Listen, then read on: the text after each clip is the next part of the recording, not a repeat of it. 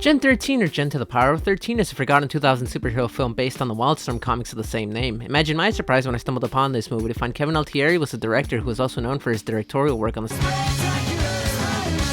and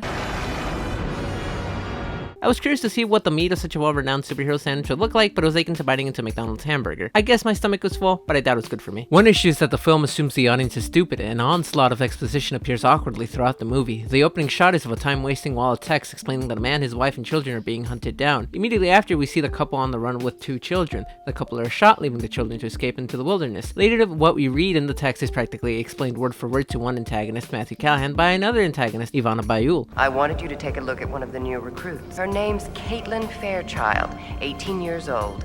She has a great gen factor potential. I've read her files, and I believe that she is the progeny of one of the rogue Gen11. And finally, after the showdown between the heroes and the antagonists, Matthew gets the entire plot explained to him by Colonel Lynch, a character whose sole purpose is to explain the plot. Turns out Matthew, the only blonde character, was the blonde child at the beginning of the film. Also, his long-lost red-headed baby sister is the redhead protagonist we've been following around for the last 80 minutes. Unless an audience member is colorblind, it's not difficult to piece the plot together. There's too much exposition for such a boring twist. At one point, the protagonist, Caitlin Fairchild, is blasted out of the room by a fragmentation grenade and gets up no worse for wear. Instead of allowing the audience to notice that she is now virtually invulnerable, she stops and says, "The grenade?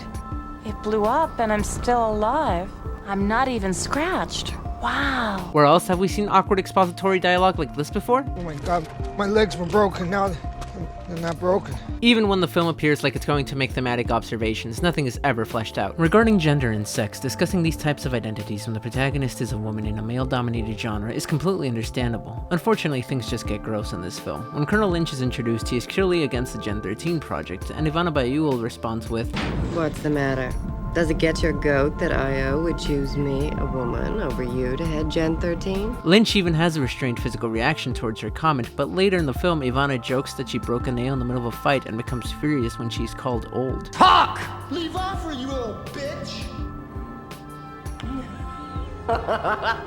Old? Old?